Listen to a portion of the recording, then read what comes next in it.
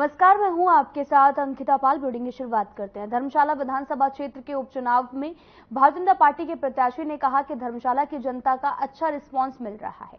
उन्होंने ये भी कहा कि जनता बीजेपी को जिताने का मन बना लिया है। धर्मशाला में उनकी लड़ाई कांग्रेस के प्रत्याशी से नहीं बल्कि सीधे मुख्यमंत्री से है। उन्होंने ये भी कहा कि ये चुनाव मुख्यमंत्री बदलने के लिए है। सुधीर शर्मा ने यह भी कहा कि मुख्यमंत्री खुलासा करने के लिए ऐसे तारीख देते हैं जैसे उन्हें किसी कोर्ट के लिए पेशी में जाना हो।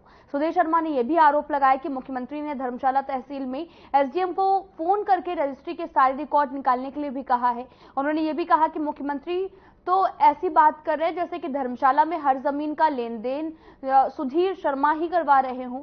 सुधीर शर्मा ने यह भी कहा कि मुख्यमंत्री आम लोगों को भी तंग करने का काम कर रहेंगे और उन्होंने ये भी कहा कि आम लोगों के भी सरकार की ओर से कागज जो है वो निकलवाए जा रहे हैं। सुधीर शर्मा ने यह भी कहा कि मुख्यमंत्री बौखलाहट में है, उनकी मुख्यमंत्री के साथ में पूर्ण संवेदनाएं भी है।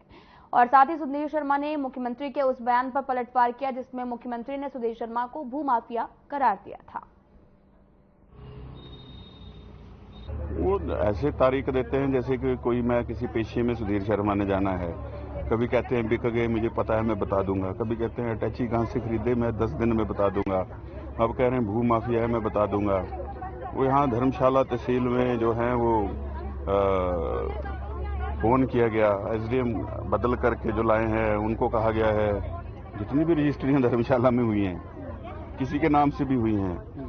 ये हो सकता है क्योंकि सुधीर शर्मा के समर्थक हैं तो ये सुधीर शर्मा ही करवा रहा है। अब कुछ लोग हमारे गांव के हैं तो उनकी भी जो है कागज निकाले जा रहे हैं और लोगों के अंदर ये बताना कि ये जो लोग सुधीर शर्मा के साथ घूमते हैं ये सारे काम सुधीर शर्मा ही करता है। जिनके बिजनेस हैं, किसी का होटल है, उसके कागज निकाल के पूछ रहे हैं यहाँ सुधीर शर्मा आता जाता है तो ये उसी का होटल है।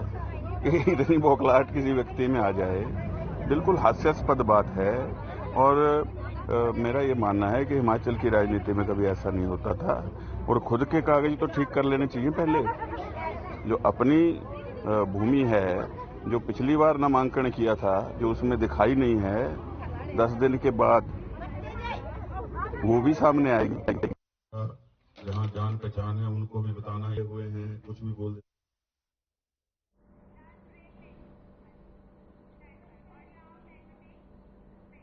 फिलहाल यहाँ रुकते हैं एक छोटे से ब्रेक के लिए।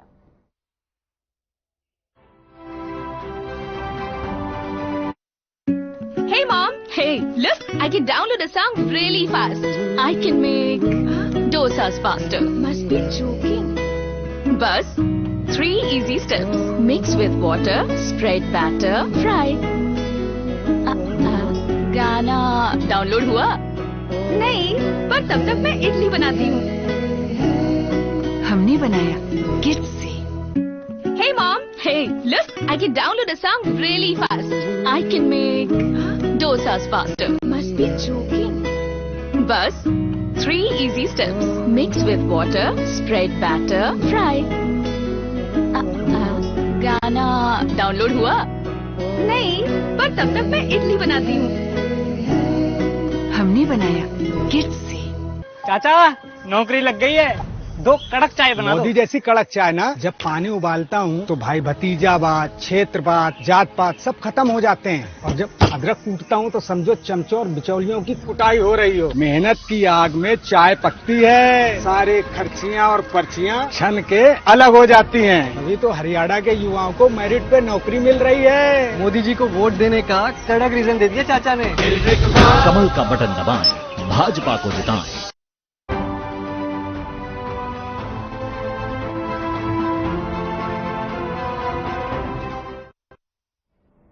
के बाद स्वागत है आप सभी का। रुख करते हैं खबरों की तरफ। इंडी गठबंधन पर चुनाव जिताने के लिए भी बीजेपी के खिलाफ गलत अफवाह फैलाने का आरोप लगाते हुए विधायक राकेश जामवाल ने कहा कि देश की जनता 4 जून को एक बार फिर से मोदी को चुनकर उन्हें प्रधानमंत्री बनाएगी।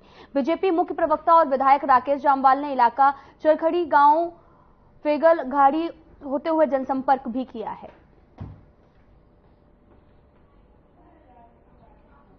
एक बार में आरक्षण का हमारे संविधान में प्रावधान किया गया और इस देश में जो आरक्षण चल रहा है, हमारी भारतीय जनता पार्टी की, मोदी जी की सरकार ने कहा हम कहीं पर भी उस आरक्षण से छेड़खानी नहीं करेंगे।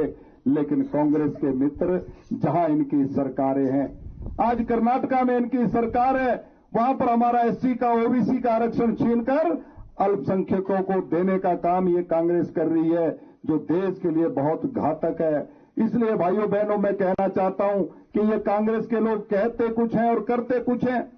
ये कह रहे हैं कि हम आपका आर्थिक सर्वे करवाएंगे, आपके पास जो संपत्तियां हैं उसकी जांच करवाएंगे। और कांग्रेस उपाध्यक्ष नरेश चौहान ने केंद्र की बीजेपी सरकार पर हमला बोला है। नरेश चौहान ने यह भी कहा कि राम मंदिर आस्था का विषय है, लेकिन पीएम मोदी का बयान है कि कांग्रेस की सरकार सत्ता में आई तो राम मंदिर पर बुलडोजर चला देंगे। ये दुर्भाग्यपूर्ण है।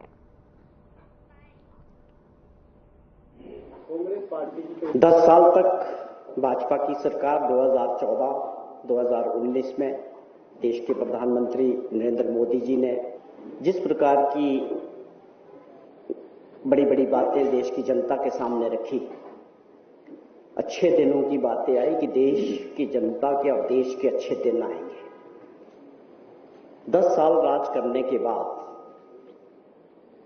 उन चीजों का जवाब देने के बावजूद आप देश को किस दिशा में प्रचार जा रहा है। आज मीडिया की सुर्खियां हैं कि देश के प्रधानमंत्री अपने प्रचार में इस बात का जिक्र कर रहे हैं कि कांग्रेस अगर सत्ता में आएगी तो राम मंदिर पे बुलडोजर चलेगा। बड़ा दुख हुआ जब आंगनबाड़ी कार्यकर्ताओं से जुड़ी मांगों को लेकर जिला मुख्यालय नाहन में आज CITU के बैनर तले आंगनबाड़ी वर्कर्स एवं हेल्पर्स यूनियन ने सिरमौर जिला उपायुक्त सुमित खेमटा के माध्यम से सामाजिक न्याय एवं अधिकारिता विभाग के सचिव को ज्ञापन भेजा है।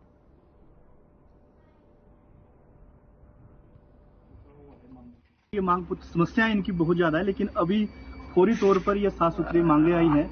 इसमें दिक्कत ये है कि आंगनबाड़ी वर्कर्स और हेल्पर्स को जो केंद्र की सरकार से जो मानदेय मिलता है उसको पिछले 2 महीने से वो मानदेय नहीं आया। तीसरा महीना शुरू हो चुका है और चुनावी दौर जैसे चला है, इस दौर के अंदर भी जब एक तरफ सरकारें या सरकार में रहे नुमाइंदे वोट मांगने के लिए जा रहे हैं, तो देश के अंदर और खासकर हिमाचल प्रदेश के अंदर भी 23 से 24 हजार की संख्या के अंदर ये हिमाचल प्रदेश के अंदर आंगनबाड़ी कार्यकर्ता और हेल्पर है, इनको मानदेय नहीं मिला है। इनको दूसरा है कि जो 6 जून 2023 से जो फोन के रिचार्ज के जो बिल मिलते हैं वो भी नहीं मिले। एक तो सैलरी नहीं आ रही, ऊपर से रिचार्ज ये खुद करा रहे हैं, और ढुलाई बिल जो बनता है दुर्गम क्षेत्रों के अंदर आंगनबाड़ी जो सड़क से लेके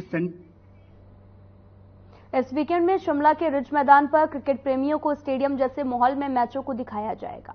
इसके लिए यहां पर IPL फैन पार्क स्थापित किए जा चुके हैं और साथ ही इस पार्क में न सिर्फ स्थानीय लोगों को क्रिकेट स्टेडियम जैसा आनंद निःशुल्क में मिलेगा, वहीं इस दौरान IPL मैचों के प्रसारणों में भी शिमला फैन पार्क को भी प्रसारित किया जाएगा। मैं BCCI मुंबई से हूं। सबसे पहले तो आप सभी का बहुत बहुत धन्यवाद, आप सभी टाइम निकाल के इस IPL फैन पार्क के प्रेस कॉन्फ्रेंस में आए हैं। शिमला एक हमेशा ही एक बहुत बड़ा टूरिस्ट डेस्टिनेशन रह चुका है और पूरा हिंदुस्तान इस शहर की तरफ देखता है as a tourist destination. IPL fan park का जो आयोजन है ये पिछले 8-9 सालों से पूरे हिंदुस्तान में होता आ रहा है और इस साल ये IPL फैन पार्क का जो आयोजन है जो पहले के मुकाबले बढ़ के अभी इस साल 50 शहरों में हो रहा है पूरे इंडिया में। और बड़े गर्व से कह सकता हूं कि हिमाचल प्रदेश के 3 शहरों में इस IPL फैन पार्क का आयोजन हुआ है, जिसमें पहले ऊना हमीरपुर में इस IPL फैन पार्क का आयोजन हुआ है और आने वाले वीकेंड में, आने वाले सैटरडे और संडे को इस IPL फैन पार्क का आयोजन यहाँ शिमला में रिज पे होगा।